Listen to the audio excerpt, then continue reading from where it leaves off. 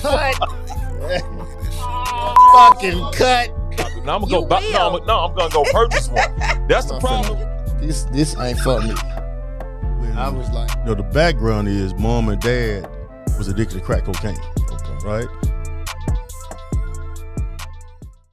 All praises to the Most High. Hi, how are you? I am Doc Holliday. Welcome to the Doc Holliday Show. You know what this show is all about. It's all about uplifting black men, black woman, black teen, black kid, black royal. And we are joined today by a black royal queen, young lady, Tavis Wade, T-Weezy, but we're going to go by Tavis Wade, Mrs. Wade, Queen Wade. How you doing? I'm doing just fine. How are you? I'm well. Now, I know about you, but tell the people about you, T-Wade. Where you from, your background. Give them a little bit of that. Okay, well, I'm originally from Memphis. I graduated from Whitehaven High School, the best ever. Cut. I mean, go ahead. No, I'm just saying. Go ahead. God damn, why we got to start that buzz? Well, go ahead. The best. Go ahead. All right. I graduated from Lemoyne on, pledged Delta Sigma Theta Incorporated, and I got my PhD, and I'm a former principal, former administrator, and professor. And so now I'm so excited because I get to add author to my name. So how do I say it? But I'm a mother of one. Mm-hmm. And I have a grandson. Are you a granny? Yes. But not a grandmother. Okay. I'm pretty lady. Okay. I'm pretty She's lady. Like my wife. Trio. Yeah, you call me Yaya. Call her granny. That's right. Anything but grandmother. Right. So, but Memphis is home. I've been gone for 15 years, but I'm back now. So I'm excited to be back. And welcome back. I mean, you coming back, Dr. Yes. Tavis Wade. That's right. Tell me about that, because everybody don't want to get to, that's a lot of damn education, man. You know what I'm saying? So, it takes a lot of dedication to do that. It's a lot. It's a lot of sacrifice. It's a lot of time away from your family. So it's always important to have a family that's very supportive. There are a lot of times where I spend all day, just writing.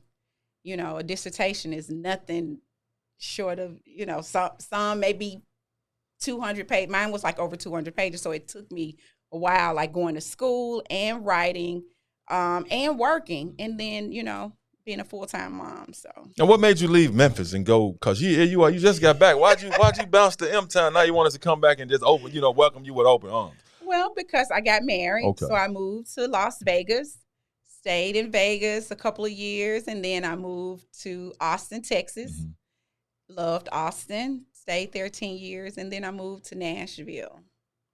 Stayed there a couple of years, and now I'm back. Well, welcome back now. Thank you. Tell us about this book. That's what I want to know about, the title of it. I mean, tell because I'm curious. I want to. She didn't even bring me no damn book. You know what I'm saying? But it's cool, though. I got you. No, she said it was sold out. But go ahead. Tell the people about the book. So my book is called Never Met a Stranger. So it took me basically about a year and a half to write. And it was really like during COVID, like everything was shut down. Mm-hmm. And I knew that I was supposed to write this book, but I was procrastinating. And so then when you're in your house, there's nothing to do, you can't go outside, and so then it's like, okay, get it done. Mm-hmm. And so that's where, it began. And it's called Never Met a Stranger. And it's a fiction book, but it's a love, it's a romance, it's about healthy dating. I knew. Okay, I got you. Women, yeah, but it's love. Juicy. I got you. What you mean by juicy? That it's subjective. I'm gonna tell you. I'm finna set the hell up then. So, it's about the main character is Alicia Renee. So Alicia Renee is the setting starts when she's in high school. So she's the most popular girl. She's dating the most popular boy in high school. And so they graduate. First, her parents divorce. Mm-hmm. So she leans heavily on her boyfriend because her parents are a world, And so they go to different places to college. So they vow that, that they would always meet up. So it's signing day, 4 years later, signing day, and he's in the draft. And she surprises him. Football or basketball? Oh, okay. My bad. Football. Okay, cool. All right, best sport ever. Go ahead. Continue on. I'm sorry. She surprises him. And because at first she wasn't going to go because she's on the other end of town. And she surprises him. And that's when she finds out that he's with a white girl. Oh, wow. Okay. So Alicia Renee, she's devastated. And so throughout the book, she vows that she will never let a man get the best of her. So in the book, she goes from relationship to relationship without closing the door.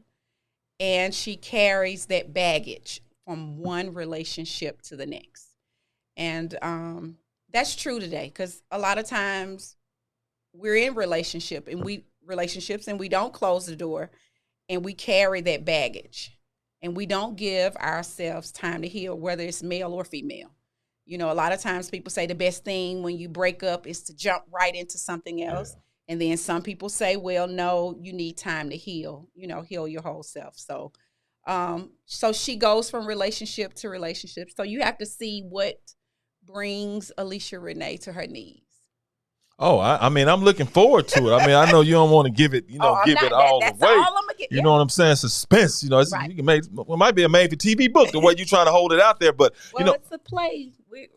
Okay. We're in the making. I got you. Okay. Yeah. Now tell me about this though, because I know a lot of women can relate to that. And I'm pretty sure when you wrote the book, I mean, personal experience. I mean, a lot of times people do things out of personal experience, or not necessarily you, but somebody you may know. Absolutely. It's things that I've witnessed, things that I've experienced. So I put a little mixture of all of that into the book. So I'm anxious to see the readers to see if they can identify me in there or they can identify themselves in the book. Now, whether it's male or female. And that's the thing about it, though. See, I know you it's probably a universal book. It has universal appeal, and Absolutely. a lot of guys gonna read it, but they gonna act like they didn't read it. They're gonna sneak and read it. I want them to read it. I know. I'm just saying they gonna get it. Yeah. But they not going because that's what dudes do. Yeah. Right. Hey, read it, be sniffling this. You know what I'm saying? But they won't admit to you that they did. Right, but I'm pretty sure you read it. But I'm pretty sure you meet women and you talk to women and friends and stuff. And what is some of the feedback you're getting? Because you told me it's kind of people are buying it, they scooping it up. A lot of people are saying like it's real. They can actually relate, especially carrying baggage, because we do. You don't realize it, but we carry baggage. The stigmatism. All men are dogs, or women can't be trusted. And so you go from one relationship and you go, I'm going to put my guard down, and then bam, something happens. Now social media, women and men check each other's phones and, they check emails and all of that. So it's a trust factor. So a lot of times, women can identify, men can too, because, they get upset when, women go through their phones and, Do they? Do they? Well, you're a good guy, so it was, that's wholesome. Yeah.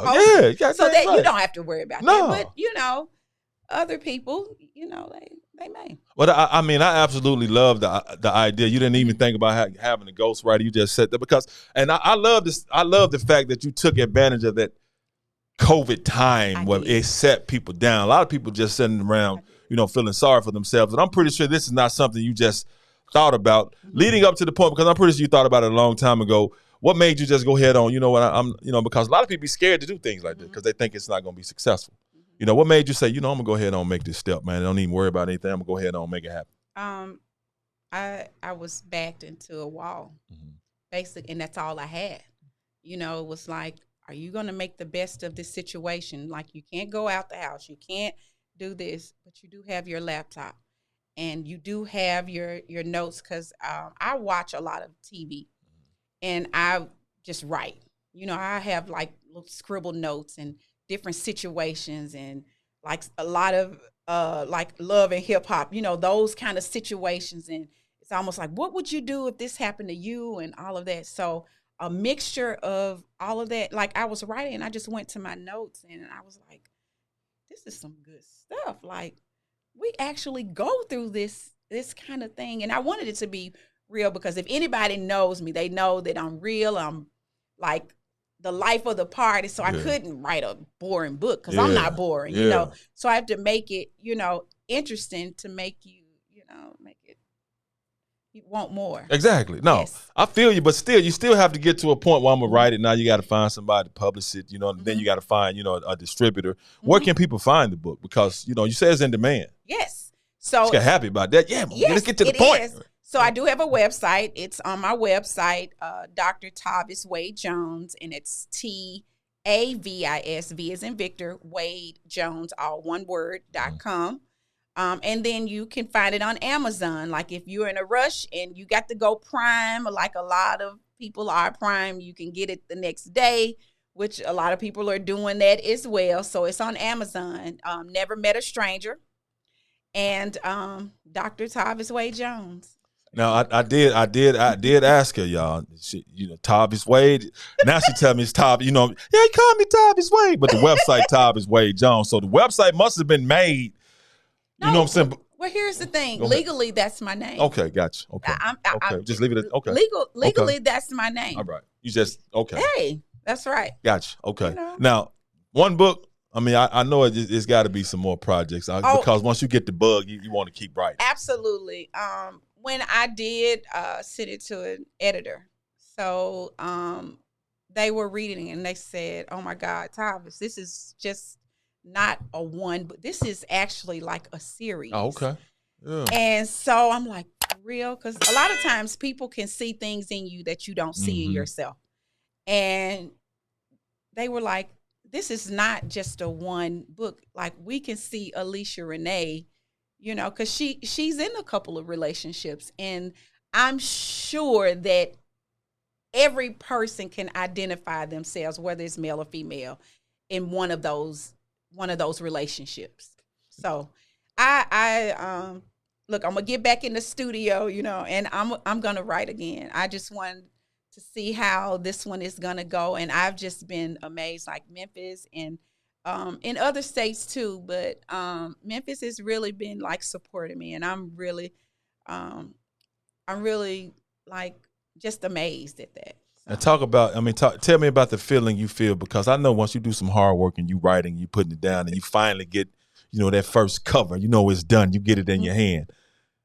Tell me about that emotion, how you felt then. When you finally, you're like, damn, it's done. It's actually happened. It materialized. You know, it's not official, right? So you get it in your hand.